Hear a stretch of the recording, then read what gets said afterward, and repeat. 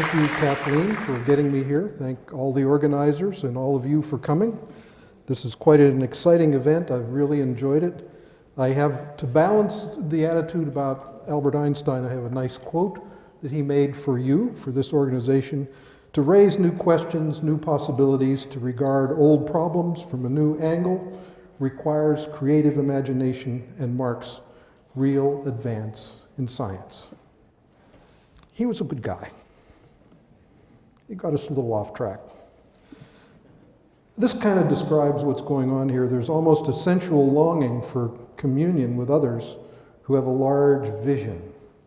The immense fulfillment of the friendship, which I see lots of friendship here and celebrate, between those engaged in furthering the evolution of consciousness has a quality impossible to describe.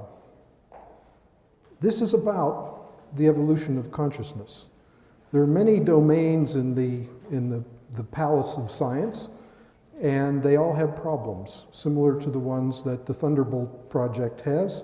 My focus has been on biology and medicine, and we have the same problem. The textbooks are full of wrong material, they're out of date, and there's no interest in bringing them up to date. So there we have it. My topic: human metabolism meets cosmic metabolism. On the left is what I call the cosmic matrix, the distant stars, galaxies, the interstellar wind, the sun, the solar wind, the magnetosphere, the planets, the moon, the Earth's various fields, us, and other species. That is the cosmic matrix, and I'm going to talk about how this intersects with the living matrix within us. This is the living matrix, and the concept comes from the recognition that our bodies are a continuum. All of the parts of the body, just like all of the parts of the universe, are connected. And so this is a cell, and it's the recognition that the cell contains a matrix, which is called the cytoskeleton, which contains another matrix, which is called the nuclear matrix. And it's surrounded by another matrix called the connective tissue matrix. It's the largest organ in the body. It's the only organ that touches all of the other organs. And I view this, first of all, as an electronic circuit. I've made little red dots, which represent electrons. Nobody has ever seen an electron, so it's just science fiction that they're little red dots, but it's to give you the idea of the dynamic motion, movements of electrons within the circuit of the body. And what I'm interested in and believe is to be one of the fascinating, most interesting subjects I can study is the interface between space, which is the stuff that we have more of than anything else within us, which is continuous with space everywhere, which I am learning is a plasma. In fact, all of this stuff is composed and contains plasma within it. I've accepted the plasma idea. I like it. The problem, this is the old model of the cell that you'll find in textbooks. It's a bag of soup with things floating around in it. This is the connective tissue out here. No relationship. This model is wrong. Forget it. The more accurate model is the matrix within a matrix within a matrix, totally interconnected. So this is the modern model that includes the cytoskeleton and the nuclear matrix.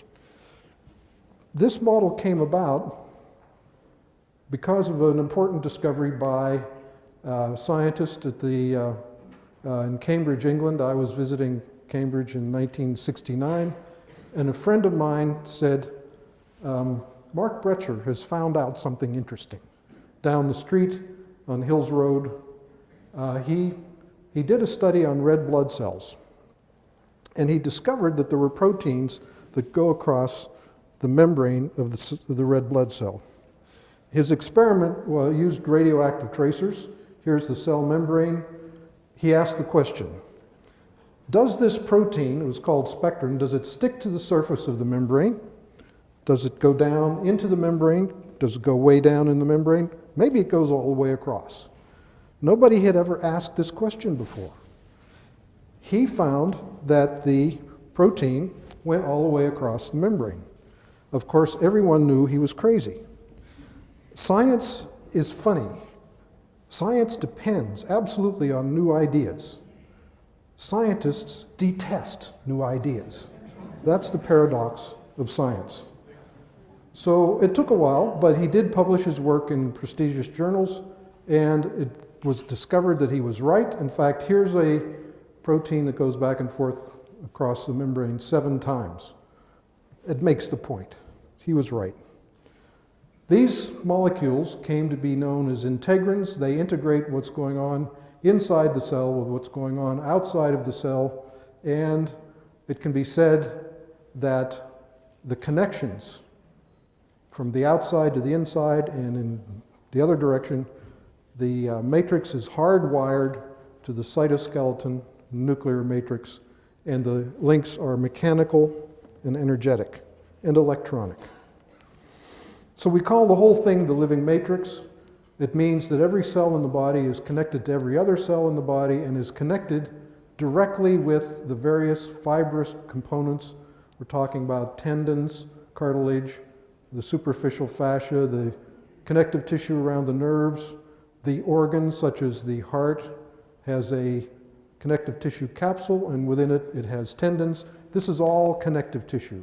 The bone and its covering, periosteum, ligaments, the myofascia, the fascia around the muscles. This is a continuous system. If the body has a holistic aspect to it, this is it, and it's an aspect that we know a lot about. We know the structure of all of these materials. And it's, as I said, the only organ that touches all of the other ones. Here, for example, is the spleen, which has a connective tissue capsule, and trabeculae that go down into the spleen. There's no place in the body that is far away from connective tissue. The living matrix is made of a remarkable material. It's, I think, the most remarkable material in the universe. It has amazing properties. It's a hydrated liquid crystal. It's a semiconductor. I mentioned these words. I've heard them mentioned in this conference. The material is piezoelectric, it's pyroelectric, it's thermoelectric, and it's an electret. This is collagen, the basic building block of the human body. It's a triple helix. This is the molecule. It's called tropocollagen. Tropocollagen, and it's surrounded by a hydration shell, a layer of water, which Dr. Pollack talked about yesterday. The system in the body, one of the systems in the matrix is the acupuncture system. Acupuncture has been known for thousands of years to have vertical meridians that run up and down. They're called Jing, horizontal meridians that are called Lo, and they have branches. And the branches touch, I think, the cell surface and contact the matrix in the cell and extend down into the nucleus. And the meridians are primary channels through the matrix. They allow for very high speed communication between every part of the body and every other part, and they reach into every nook and cranny. And I think it's an electronic network, and I'll say more about that. So here it is. It's the energy and information system in the body. It's one of them. When we think of energy and information, we think of nerves. Nerves are nice. I'm glad I have nerves, but this is another system that also communicates, and it communicates much faster than the nervous system. And when you have an injury or a trauma of any kind, this is the system that is disturbed, much less so the nervous system. The interface between the cosmic matrix and the living matrix is fascinating, and I believe holds the key to many unsolved problems in biology. T.H. Huxley said, "The question of all questions for humanity, the problem which lies behind all others and is more interesting than any of them, is that of the determination of our place in nature and our relation to the cosmos. What a good statement of what all of you folks are up to and what the biologist is interested in. This is a wonderful book by Duane Elgin. I think you might like this man and you might like his book, since it has thunderbolts on the cover. Can't be all that bad. And this is a good statement of what all of this is all about. The more we are in touch with the universe we come from, the more we will be able to heal ourselves and at the same time heal our planet. We are an integral part of a living and intelligent universe. And Duane Elgin's ideas about the intelligent universe are fascinating. Getting in touch with the universe, connecting with the universe. I've been lucky to be involved in a project for the last 8 or so years that concerns getting in touch with the earth. It's about the barefoot revolution. I am very fortunate as a scientist. It's rare that a scientist gets involved in a project that can affect the lives of literally millions of people around the world. So it's quite an honor and a privilege to work on this, and try it out. It's free, and if you don't feel well or if you don't like jet lag, just take your shoes and socks off and go outside and stand barefoot in the grass for 15 minutes if you have an asthma attack, if you ate too much and have a bloated stomach, and on and on and on. And you will see more about this in a minute. The barefoot story is about deficiency of electrons. And most of us are, most of the time, deficient in electrons. And so I'm going to explain what that means. And before recent times, we walked and slept directly on the earth or on things like hides, animal hides, which are semiconductors. They're made out of collagen and connected us to the earth, or we wore moccasins, which were also conductive. Barefoot is natural. Rubber and plastic shoes came in 50 or so years ago. They disconnected us electrically from the earth, and this is a problem. Look at how close this person is from the moist sand, from being connected to the earth, the whole of the earth, which is conductive, especially near seawater. She is about a 16th or 1/8 or maybe 1/4 of an inch away from a very healthy experience. Attractive, maybe? Good for you? Probably not, for many reasons. So grounded, or earth, this is Mr. Shoes. He doesn't look too happy. This is Mr. Barefoot, the tree, the dog. Grounded or earth means that we are connected to the surface of the earth and its abundant supply of electrons. This is natural. The electrons spread over and into our bodies. They stabilize our internal electrical environment. Everything works better. These electrons flow continuously from the sun to the via the solar wind to the ionosphere. They come to the earth in the form of lightning or thunderbolts, and they continuously supply the surface of the earth. When we are barefoot, these electrons come into our body and do very good things. Electrostatics teaches us that when two conductors with different electrical potentials touch each other, there's an instantaneous transfer of charge so that the objects become equally charged. And the body is a conductor of electricity, and so is the earth, except in very dry places, like the desert.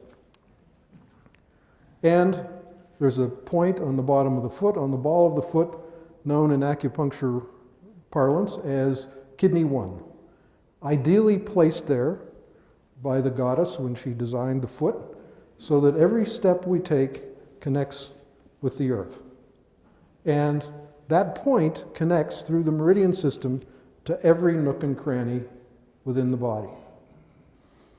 The connection is via the meridian system, via the skin and mucous membranes, which you can trace into the respiratory system, the thin membranes in the alveoli and then into the blood, via the circulatory system, the mucous membranes that connect with your whole digestive tract, and via the blood. So these electrons go everywhere and reach into every nook and cranny, including the cells in the living matrix. How does connecting with the earth affect us? What does that do for us? People have known for a long time that it feels good to go barefoot. Women who work in the garden and have their hands in the soil know that it's a good thing to do. It feels good. It's a good connection. What we have done, about a dozen scientists working over the last few years, is find out why it feels good. Here are the discoveries, and this is the order that we made the discoveries. First of all, sleep improves. Millions of people have insomnia. Connecting to the earth seems to, for most people, be a cure for insomnia. People sleep better because they have less pain. They have less pain because they have less inflammation. They have less inflammation because the electrons from the earth are nature's antioxidant. They are the best treatment for inflammation. People relax. This has been discovered to be due to changes in the autonomic nervous system that happen virtually instantaneously when you touch your feet to the earth. Accelerated healing of injuries. If you hurt yourself, get your bare feet onto the earth. Increased heart rate variability, a measure which is an indicator of longevity. Less clumping of red blood cells, recently less blood viscosity. This is profoundly important. Heart disease is the #1 killer in the world. If you or any of your loved ones have a cardiovascular issue, of course, see the doctor and get your shoes and socks off and get them barefoot on the earth. This can prevent cardiovascular problems. It can help if a person has these problems. The reason for that is that virtually every aspect of cardiovascular disease is connected to blood viscosity. When the blood becomes viscous, the heart has to pump harder, the blood pressure goes up, the heart gets enlarged, and so on. Many disturbing things happen, and grounding to the earth takes care of that. In terms of sleep, connecting the body with the earth during rest, and this is a mattress that has a sheet that has conductive carbon or silver fibers in it. The fibers connect to a wire that either goes through the wall or out the bedroom window to a rod stuck in the earth. My job is to explain, like you have many simple explanations for people's problems that they can't seem to solve, my challenge is to explain how something as simple as this can have such a profound effect on your health. And basically the mechanism is that when you're connected to the earth, the cortisol rhythm normalizes.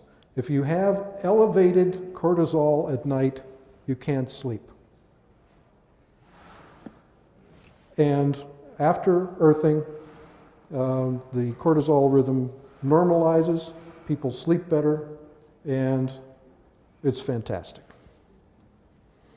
This is a case of this is called thermal amputation. These are medical infrared images that show the temperature of the skin. This is thermal amputation. The fingers are so cold that you can't even get an image. And sleeping on one of these systems for only 4 nights, the circulation returns, the pain goes away, and it's that quick. And here's another case. In this case, this woman came in with a cane, limping. She had an accident 6 years before. She has inflammation in her knees. Her knees were very painful. This patch, conductive patch, placed on her knee, attached to a wire that went out the window to a rod in the ground. After 30 minutes of sitting like that, She said, well, nothing happened. Then she stood up. Oh my goodness, my pain is gone. And she went dancing for the first time in 6 years. So that's how quickly electrons can do the job. Injuries heal much faster. This is from the Tour de France. This was the sprocket wheel cut into this person's leg. This is 1 day after the injury. This is day 2. If you're familiar with injuries like this, they don't heal that fast. It's absurd how fast it is. And the basic discovery is that if you connect to the earth, you connect the injury or connect your feet or connect any part of your body to the earth as soon as you can after an acute injury, the conventional signs of inflammation are greatly diminished or may not even occur at all. And these are the pillars of inflammation: heat, redness, swelling, pain, loss of function. That's been the hallmark of inflammation for thousands of years. It doesn't have to happen. If it does happen, that's abnormal. This is a system that's been used to study what happens when you connect the body to the earth. Here are the patches on kidney 1 connected to a device which goes to the earth, and you can do controlled experiments to find out, measure as many physiological parameters as you can. And what happens is a lot of things change. Virtually every measured physiological parameter changes. Here's where the earthing is connected. And I'll blow this up for you so that you can see it. This work is in progress. There's so much data here, it's taking a while to analyze, but you can see that breathing changes, the heart rate changes. This particular one is the skin resistance. And you can see at the moment of earthing, boop, there's a drop in skin resistance. What is that? This is one of the measures in the lie detector. This is an indication of emotional state. This change in the skin resistance means an immediate shift in the autonomic nervous system towards balance. Reducing blood clumping and blood viscosity. Here is before and after 40 minutes of being grounded. And here you can see clumps, rouleau formation. This is not good. When the blood is clumped, it's not as good at carrying oxygen to the tissues. After 40 minutes of grounding, the clumping is gone. People get stronger. This was a fellow who knew how much weight he could lift. After a year of sleeping grounded, he could lift considerably more weight. And what is going on there? The Earth's electrons have energy in them. And if you're an athlete and you want to have a good performance, or if you're just a person who wants to feel good and has to race to the bus or do anything that you have to do, 10 or 15 minutes barefoot will restore the electron balance in your body, will give you more energy, and if you're in a race, maybe you'll win a gold medal or whatever. Why is this? It's because the mitochondria, which are the powerhouses of the cell, are part of the matrix. They connect to the matrix. This is a mitochondrion, which produces ATP. They're attached to the matrix, and the mitochondria perform what's called the electron transport chain. They transport electrons and generate adenosine triphosphate, which is the chemical energy source for everything our body does, muscle contraction and so on. And so we have more energy for protein synthesis, cell division, cell migration. When you have an injury, cells have to migrate to the injury site. That takes energy. And so things heal faster. The immune cells function better. Everything works better. All of the biochemical reactions in the body are redox reactions. They need electrons. Here's a wonderful textbook. It's not what you call a very popular textbook. Electrons are kind of off limits in biochemistry for some strange reason. But this fellow teaches organic chemistry on the basis of electron flows. And so he makes these diagrams. Here's water plus hydrogen bromide gives charged water plus bromine, and with these little dots, he's tracing the flow of electrons through the organic chemical reactions. Pretty neat. And you need electrons. You can run out of electrons. So thank you, Clint. Clint is back there somewhere. Can you wave to us, Clint? There's Clint. Thank you, Clint, for explaining why we need to be earthed as much as we can. Thanks for developing various methods that can keep us connected to the earth all day long in our homes or at work. Thank you, Clint, for bringing copies of this book for everyone. I hope you've all picked up your... Thank you, Clint. And also this little news release that's going worldwide. And the book is an award-winning, on the bestseller list at Amazon. Ober, Sinatra, and Zucker. I wrote the foreword to the book, Earthing, the Most Important Health Discovery Ever. I'm glad that Clint brought copies for you. This book can save your life. It can help the health of those you care about and can make a big difference in the world. And these are some of the techniques that Clint has developed. There's a sleep system, a mattress. It's beautiful. It's fantastic. And it enables you to sleep. You know, in New England in the winter, we cannot sleep outside naked on the ground. This is much better. This is a thing you can put under your feet when you're at the computer. This you can have under your wrist. You cannot get carpal tunnel, which is a tendon inflammation. You can't get carpal tunnel if you're grounded. This is a flip-flop with a little conductive plug at kidney 1. This is a little strap or bracelet you can put around your wrist or your ankle. There's a larger one that can go around your chest if you suffer from asthma.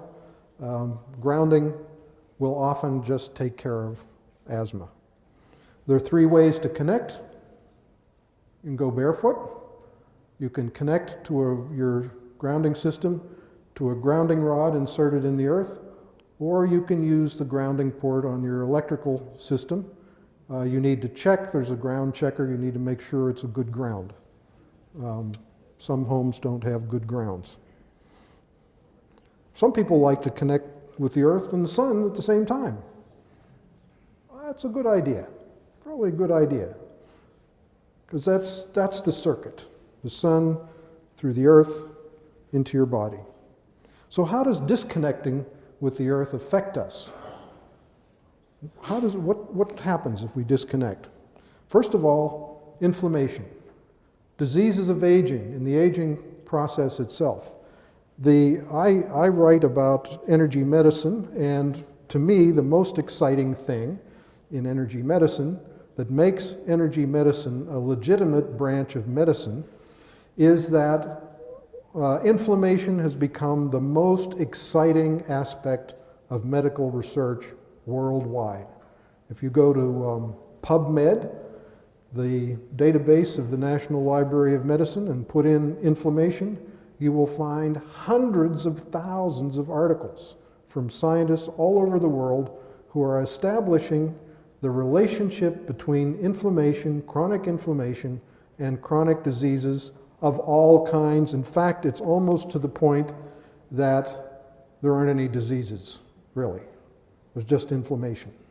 And all those diseases that doctors learn in medical school, and the reason that medical students have to drink a lot of beer and have migraine headaches, learning the names of thousands of diseases and what prescription to write for each one, that's outmoded. And we are, with our research on grounding, understanding, see, the medical researchers establish a connection between inflammation and chronic disease, but what is the connection? and we know what the connection is. The connection has to do with the way electrons affect inflammation. So the diseases of aging, all of them, and the aging process itself. Cardiovascular disease, autoimmune diseases, diabetes, metabolic syndrome, aches and pains, insomnia, joint problems. These are the plagues of our culture that really can be traced to our disconnection from the earth. Here's a correlation that Clint worked out that's fantastic. The sales growth of synthetic soled shoes, that's the yellow line. The red line is the incidence of diabetes over a 30-year period. Now, a correlation like this doesn't mean anything in a way, but it sure does point to something. And this is a serious problem. The latest, and here's a magazine I highly recommend. It's called Science and Society. It comes from May Wan Ho in London. It is the only radical science magazine on earth. Maybe we all need to publish in this. It's a wonderful magazine.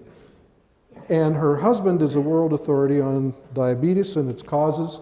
And this is the latest statistics. The number of people with diabetes in 2011 reached 366 million. It's up almost 30% in 1 year. 4.6 million will die from the condition, and the cost is $465 billion US dollars a year. A group of scientists in, where are they?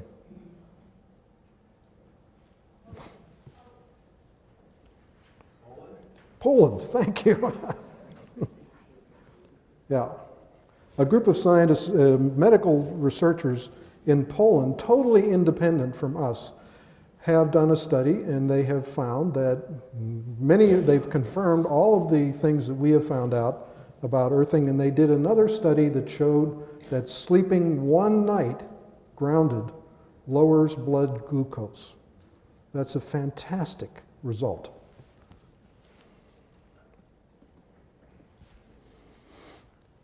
The public is becoming aware of the importance of inflammation. This is Time magazine, the cover story, The Secret Killer, the surprising link between inflammation, heart attacks, cancer, Alzheimer's, and other diseases.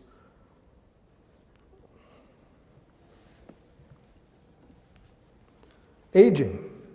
This is a book about aging, the mechanisms of oxidative stress in aging. And the basic model of aging that is most thoroughly studied and widely looked at is the free radical model of aging. Free radicals are produced when you eat food, when you breathe air, or when you have an injury. Free radicals are delivered to sites of injury by the immune system, and they destroy bacteria and other pathogens, and that's important, but they can also create chronic inflammation and chronic disease. So the free radical theory is that cumulative damage from free radicals causes aging. Well, here's what I think is going on. If you're grounded, the matrix is a semiconductor. Electrons are zipping around in your matrix, as we see here. Whenever a free radical forms anywhere in your tissues, for example, mitochondria produce free radicals while they're producing energy. And one of the theories of aging is that the mitochondria destroy themselves over a long period of time. Here are some free radicals that form.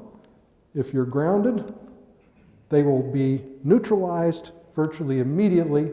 There's one that could have damaged the DNA. The matrix will provide electrons that will neutralize the free radicals as soon as they form. And this is preventive. This is prevention of the causes of aging. This is a theory. This is my guess about what's going on. How does the cosmic matrix interact with the living matrix? This is a juicy question. You are liquid crystals, every one of you. When we think of crystals, we think of hard things like diamond and quartz. This is a diamond quartz crystal, hard. Mineral crystals are highly ordered, dense, hard, inelastic. The atoms are highly structured. Organic crystals are also highly ordered. They're soft and elastic. They're springy. So we don't think that this material that we feel could be crystalline, but it is. Collagen is the building block of the human body, and this is a model of a collagen molecule. This is a collagen molecule magnified 4.5 million times. I got it at the hardware store. It's a triple helix. It's a manila rope. As you can see, it has 3 strands twisted together. This is a fibrous protein. There are 2 kinds of proteins in the body. One kind is fibrous, like this. The other kind are globular proteins. They're globs, like this. Like hemoglobin is a globular protein, and its structure is such that it can carry oxygen. And it turns out that the globular proteins, which are not long and thin like that, have a good deal of helicity to them. As you can see, there's a lot of helical structure present in them. And a question I've had for a long time is, why did nature choose the helix for the basic building block of the human body? Again, the protein and its shell of water. There's something magical about this structure. And I wondered about this and wondered about it for a long time. Maybe water chose collagen. There's some very interesting books by Joe Collins, J.C. Collins, and he has developed a way of showing, it's sort of a mathematical graphic method for showing the relationship between clusters of water molecules and living organic molecules. This happens to be cholesterol, and his theory, which makes sense, is that if a molecule doesn't fit with water, it doesn't become part of life. So, and one other theory is that water invented life so it could walk around on land. So we're just a big trick that water is playing on nature. I was associated for some time in Woods Hole, Massachusetts with one of the greatest scientists of the 20th century, Albert Szent-Györgyi. He was the fellow who synthesized vitamin C. He got the Nobel Prize in 1937 for the synthesis of vitamin C. He got an award for the discovery of actin and myosin, the proteins of muscle. Profoundly important scientist. And I worked across the hall from him in Woods Hole, Massachusetts at the Marine Biological Laboratory and studied his work. Everybody thought he was crazy. This is what happens. You've not probably noticed that. What he did was, after doing very important research, he developed electronic biology. And nobody could understand what he was talking about. And so, rather than figure out what he was talking about, they just said, it's not important. I didn't like that. I thought, if you're going to judge somebody, you've got to first find out what they're saying.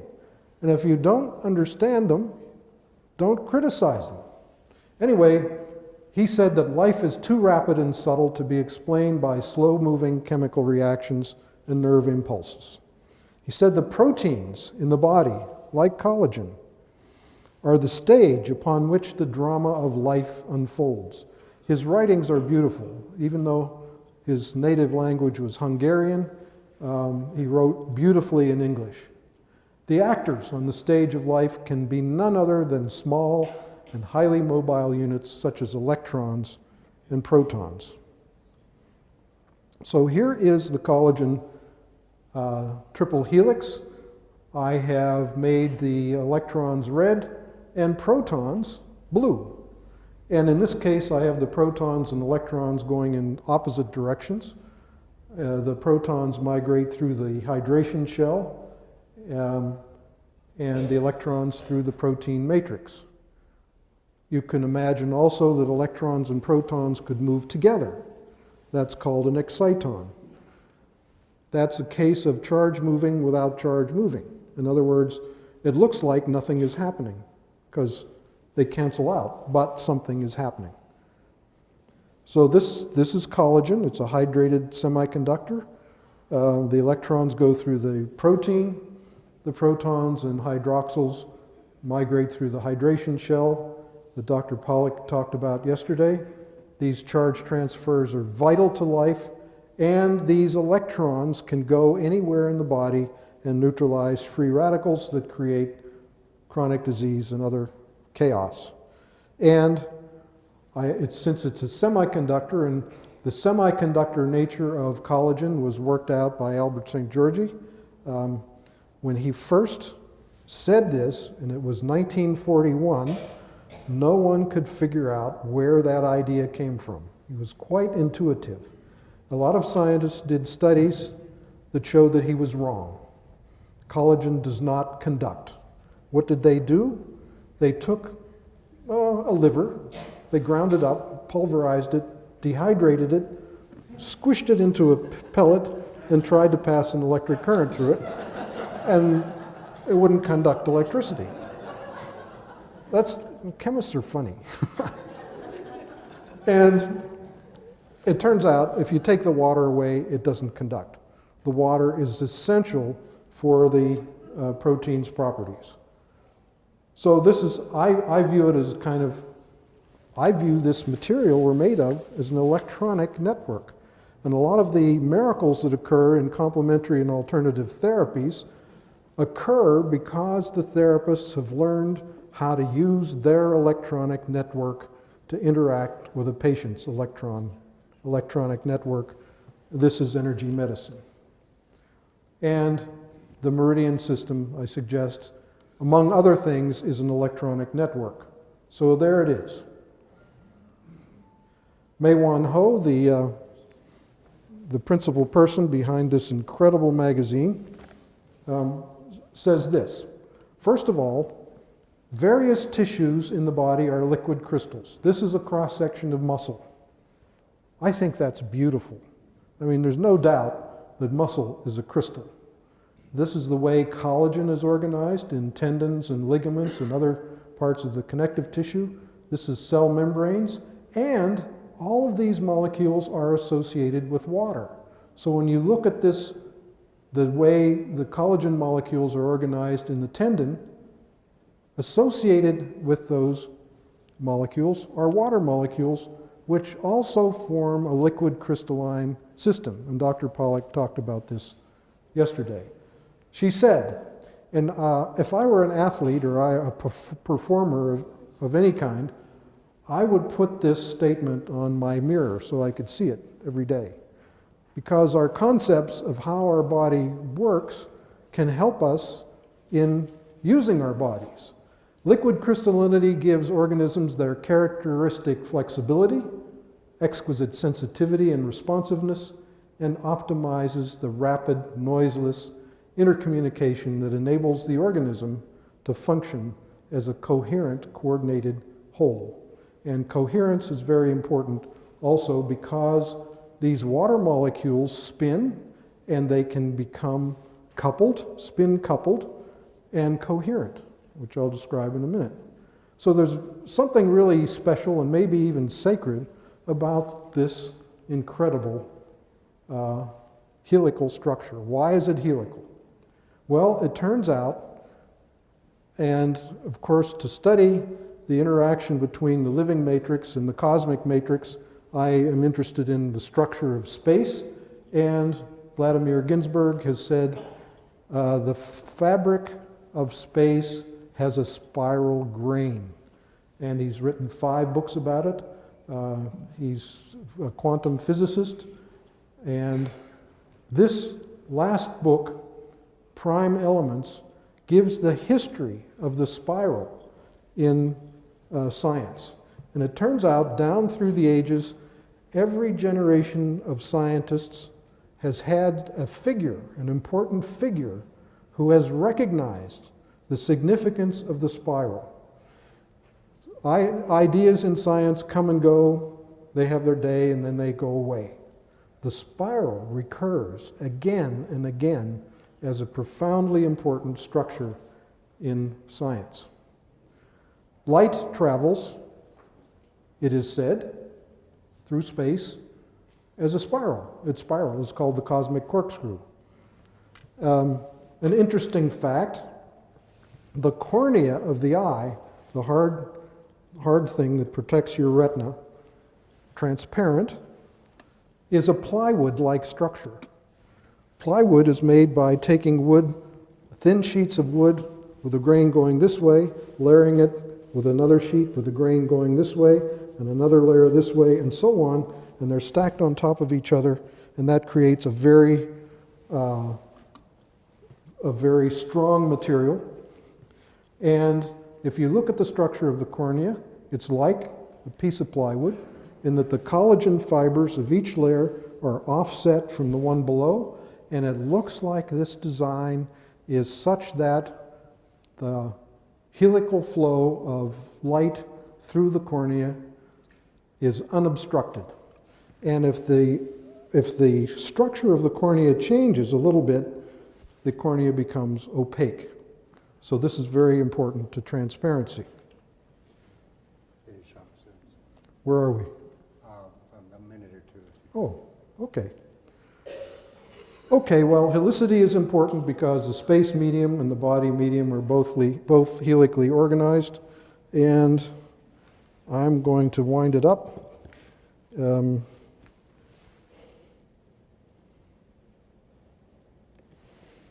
I have one more important thing to say.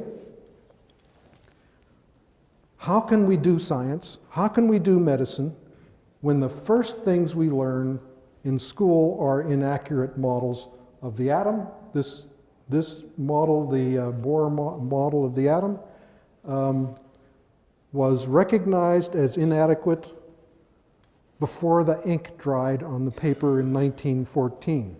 And yet it is the symbol of the atomic age, and it's still in all the textbooks. This picture of the cell is wrong. The soup with the organelles floating around in it, again, is wrong. When people go to medical school, they learn this model in their first course, and it's incorrect. So thank you very much. This is my website, energyresearch.us. Thank you.